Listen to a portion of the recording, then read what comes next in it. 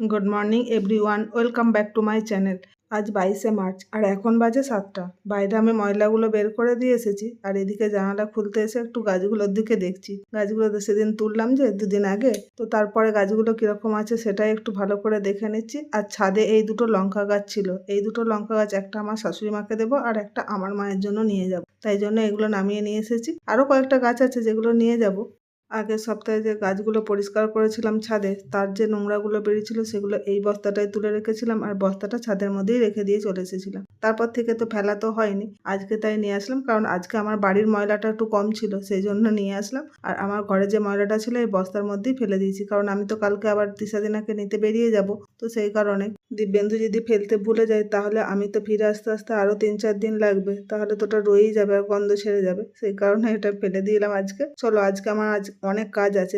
সবার প্রথমে তো কাজ আছে এই রান্নাঘরটা পরিষ্কার করা, তারপরে এইসব ঘর ঝাঁট দিয়ে মোছা, আর ওই যে খাটের উপর কয়েকটা জামা কাপড় রয়েছে ওগুলো আবার আয়রন করতে দিয়ে আসতে হবে। আর আজকে ভাবছি এই চিমনিটা পরিষ্কার করবো, কারণ আজকে আমার রান্না নেই। আমাদের এই যে বাড়ির পাশে যে মন্দিরটা আছে ওইখানে আজকে পুজো আছে, মানে শীতলা পুজো। আর শীতলা পুজোর দিন আমাদের এখানে আশেপাশে যে পাড়াটা আছে সেখানে কারোরই রান্না করতে নেই, সেই জন্য আজকে আমরা দুপুরে খাবো পান্তা ভাত।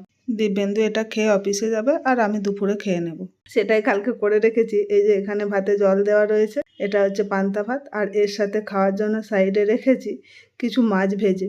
সব মাছগুলোকে ভেজে একবারে মেখেও রেখেছি। একটা রয়েছে এখানে, এই যে একদম মেখে রেডি করে রেখে দিয়েছি। নিচেরটায় আছে মৌরলা মাছকে ভেজে একদম মেখে রেখেছি, আর ওপরটায় আছে ঘুসো মাছকে, ওটাও ভেজে একদম মেখে নিয়েছি। শুধু যখন খাওয়া হবে তখন একটু পেঁয়াজ দিয়ে মেখে নিলেই চলবে। চলো তাহলে আমি এরপর আমার ঘরের কাজগুলো সারি। এখন দিব্যেন্দু ঘুমাচ্ছে, তবে আজকে ওয়েদারটাও খুব একটা ভালো নয়, মেঘ মেঘ করে রয়েছে, হয়তো ক্যামেরার মধ্যে খুব একটা বোঝা যাচ্ছে না, কিন্তু মেঘলা রয়েছে। চলো যাই, আমি আমার কাজগুলো একটা করে টুকটুক করে শেষ করি।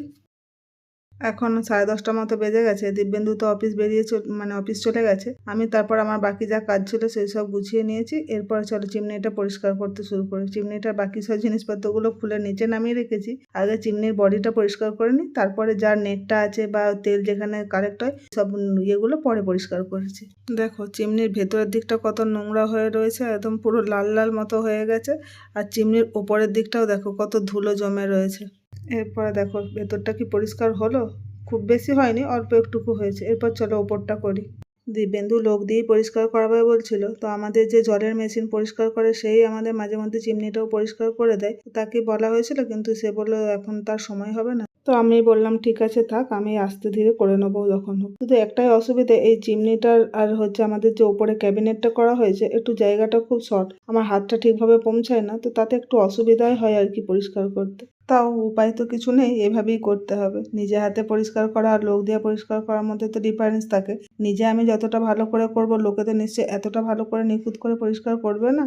তা বলে তো আমি চাইলেও আর জলের মেশিন পরিষ্কার করব না, চিমনিটা আমার পক্ষে পসিবল, তাই ওটাই করি। এই দেখো ওপর দিকটাও করে নিয়েছি। এরপর চলো ওর নেটটা আর ওই জলের যে কন্টেনারটা আছে, ওটা জল নয় সরি তেলের কন্টেনারটা, এগুলো একটু পরিষ্কার করে নিই। তেল যা কেরোসিন তেল ঢেলেছিলাম সেটা তো ওখানেই লেগে গেছে, এরপর একটু কেরোসিন তেলও ঢেলে নিলাম। চলো এরপর এটা করে নিই।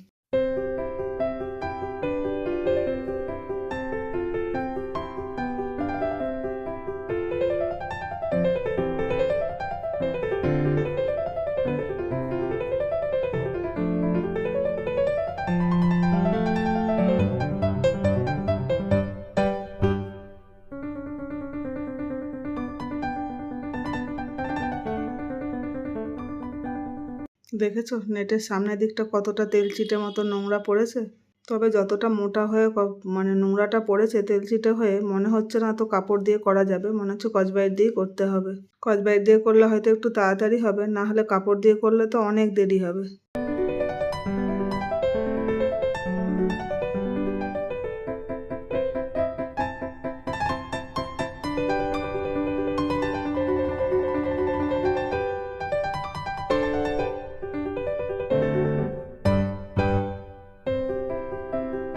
নেটটার বাইরের দিকটা তো পরিষ্কার হয়ে গেছে, এরপর দেখো ভেতর দিকেও কত নোংরা পড়েছে, এটা তো আর হাত ঢুকছিল না, তাই এই স্ক্রুড্রাইভারটা দিয়ে বের করলাম। দেখো কত মোটা নোংরা, পুরো কালো হয়ে তুলো তুলো মতো হয়ে গেছে। চলো এবার এগুলোও করে নিই এক এক করে।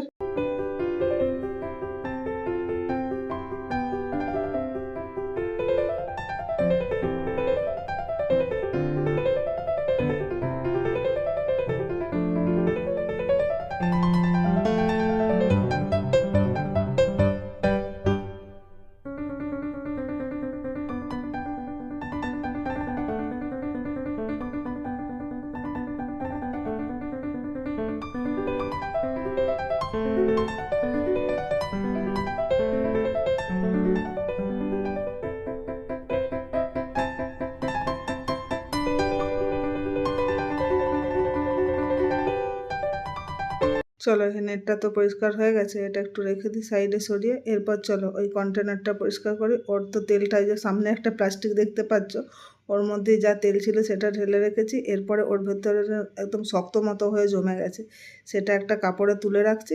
এরপর অন্য একটা কাপড় কেরোসিন তেলে চুবিয়ে সেটা ভালো করে পরিষ্কার করে নেবো। এই কাপড়টা ফেলে দিতে হবে, এটা তো আর পরের বার ইউজ করা যাবে না। কেরোসিন তেল দিয়ে একটু স্কচব্রাইট দিয়ে ঘষে নিই, তারপর অন্য একটা কাপড় দিয়ে তুলে নেব। আমার ভিডিও তোমাদের কেমন লাগে সেটা কমেন্ট করে জানিও। যদি ভালো লেগে থাকে তাহলে একটা লাইক করে দিও ও শেয়ার করে দিও, আর আমার চ্যানেলটাকে সাবস্ক্রাইব করে নিও প্লিজ।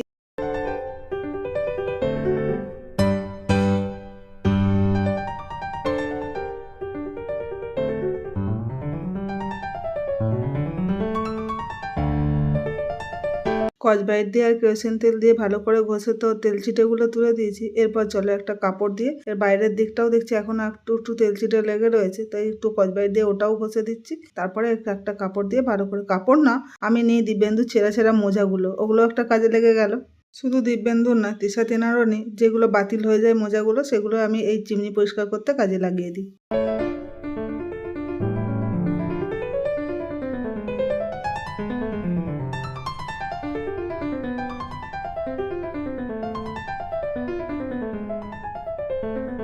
চলো, পুরো 1 ঘন্টা ধরে অনেক পরিশ্রম করার পর মনে হচ্ছে পরিষ্কার হয়েছে। এই কন্টেনারটা তবে সুন্দর পরিষ্কার হয়েছে। চলো এরপর এগুলোকে আটকে দিই। এটাকে, নেটটাকে আগে আটকাই, তারপর কন্টেনারটাকে আটকে দেবো।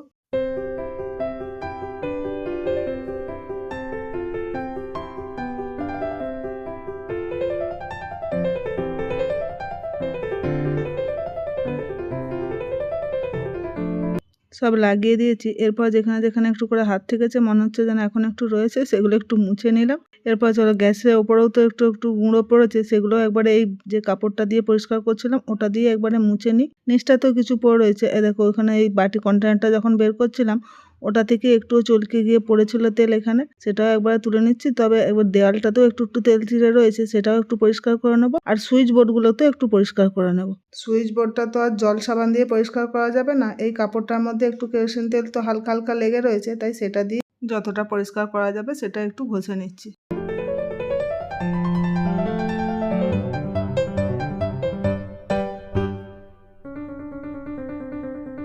চলো, মোটামুটি একটা পরিষ্কার হয়ে গেছে। এরপর চলো স্নান টান করি, এরপর মন্দিরে পুজো দিতেও যেতে হবে। এই দেখো, সবাই মন্দিরে পুজো দিয়ে চলে যাচ্ছে, আমার এখনও যাওয়া হয়নি। এখানে আমি স্নান করে নিয়েছি, ঘরের পুজো আমার হয়ে গেছে। এরপর চলো আমিও পুজোটা দিয়ে আসি, তারপরে এসে খাওয়া দাওয়া করবো।